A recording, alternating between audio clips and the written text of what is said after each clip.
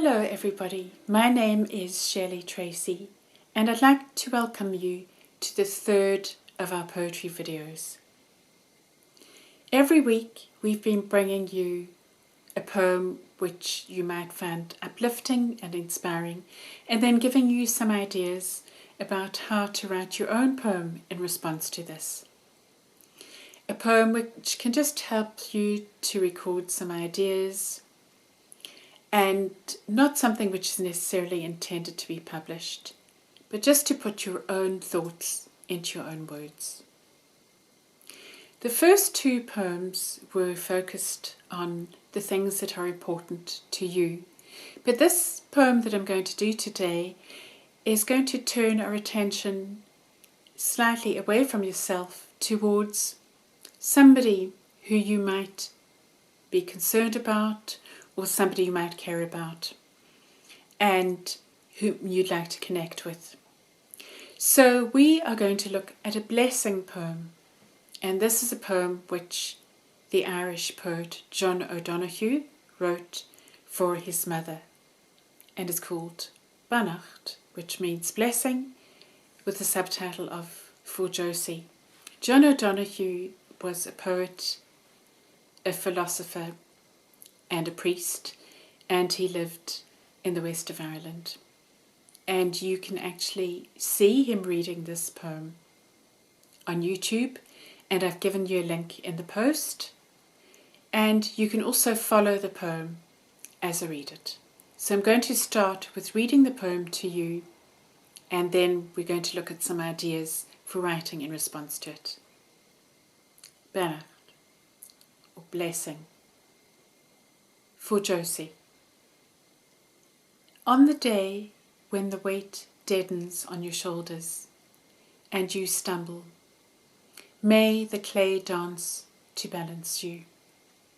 And when your eyes freeze behind the grey window and the ghost of loss gets into you, may a flock of colours, indigo, red, green and azure blue, come to awaken in you a meadow of delight.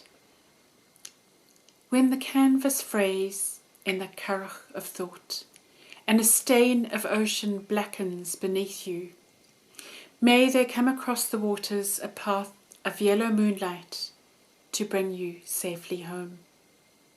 May the nourishment of the earth be yours, may the clarity of light be yours, may the fluency of the ocean be yours. And so may a slow wind work these words of love around you, an invisible cloak to mind your life. What pictures did you get in your head when you heard the poem? Did you notice the colours? What images were there? The poem referred to the currach of thought. And I'll just read those lines again. When the canvas frays in the currach of thought and a stain of ocean blackens beneath you. A currach is a traditional Irish fishing boat used in the west of Ireland. So, before we read the poem through together, I'd like you to have a notebook and a pen handy, and I'd also like you to be thinking, if I was going to be writing a blessing poem, who would I be writing it for? And I'm going to read it line by line, or set of lines by set of lines, and leave space for you to respond.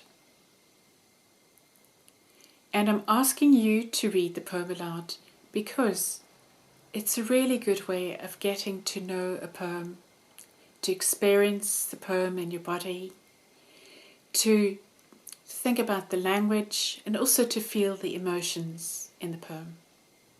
And don't forget that you can stop at any stage, rewind, and maybe take some notes down or listen to the poem again. So, let's read together. Beannacht. For Josie.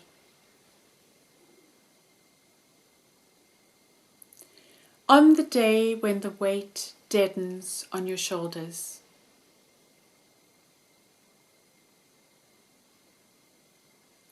And you stumble. May the clay dance to balance you. And when your eyes freeze behind the grey window,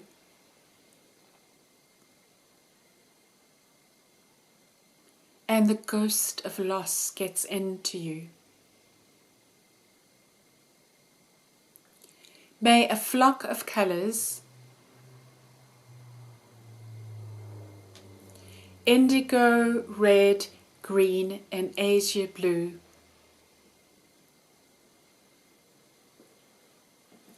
come to awaken in you a meadow of delight.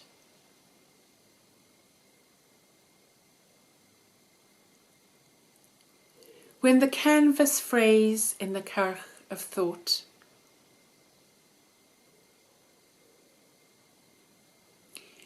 and a stain of ocean blackens beneath you,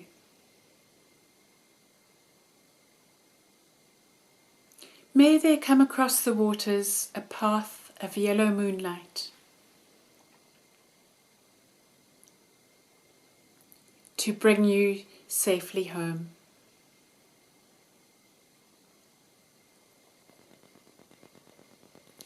May the nourishment of the earth be yours.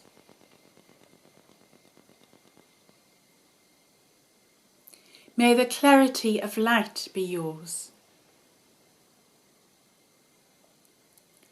May the fluency of the ocean be yours.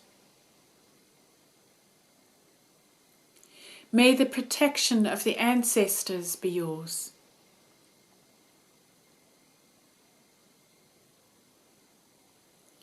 And so may a slow wind work these words of love around you.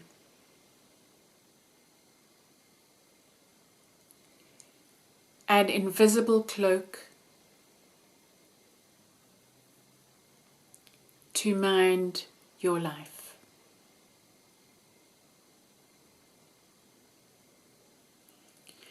Okay, so let's look a bit more closely at the poem itself so that we can think about ideas for how you might use this as a prompt for your own poem. The poem begins with the lines, "On the day when the weight deadens on your shoulders and you stumble." So we have this heavy feeling in the poem. And if you're writing a blessing for somebody, it might well be in the back of your mind some of the things that are perhaps not going so well for that particular person and the heaviness in their life. And also think about the blessings that you want to offer them to address that. The next lines are, "May the clay dance to balance you." And think about what might happen for that person for whom you're writing the blessing that could balance them, or in fact make them feel like dancing. The next few lines are, I think, about isolation. "And when your eyes freeze behind the grey window and the ghost of loss gets into you."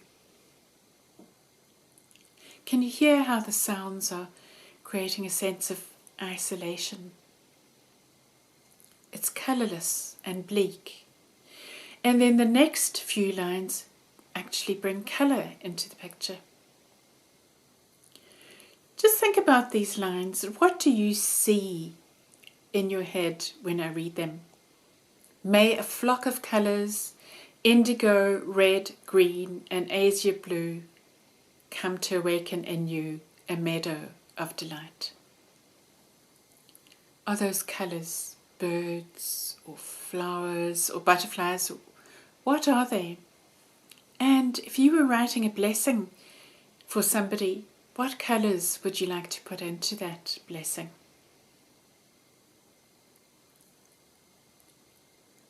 The next few lines are about the boat, the currach, on the ocean. And just listen to the picture that's created. When the canvas frays and the currach of thought and a stain of ocean blackens beneath you. Just picture that boat on a dark ocean with a fraying sail. And think about perhaps the steadiness and the safety which you might want to wish the person who's going to be receiving your poem.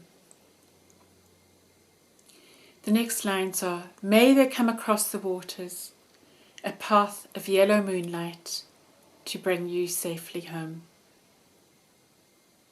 I really like those lines. I can actually see that moonlight across the dark waters.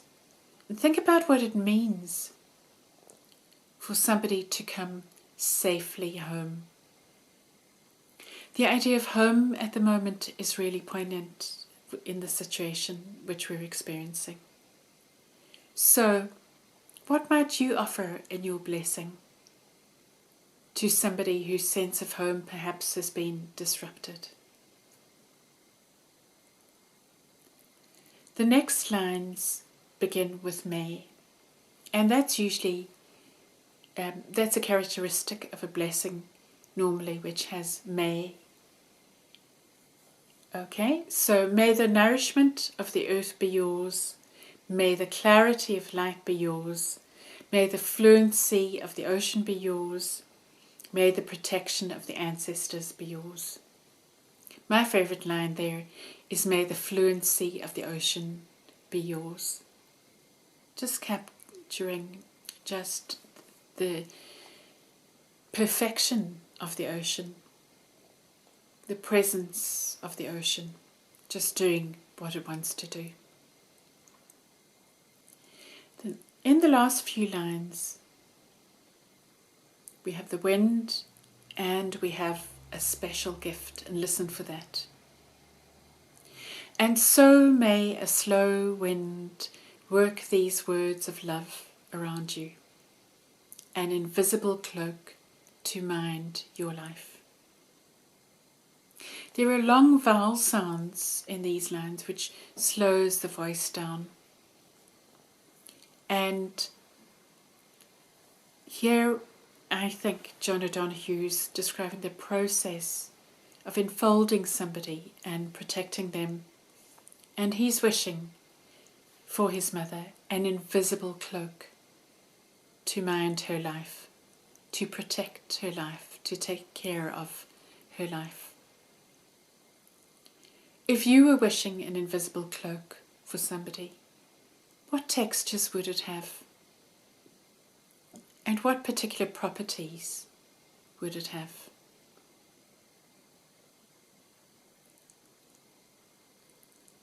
I wish you all the very best in writing your blessing poem, and also all the best for the week ahead. Thank you for watching.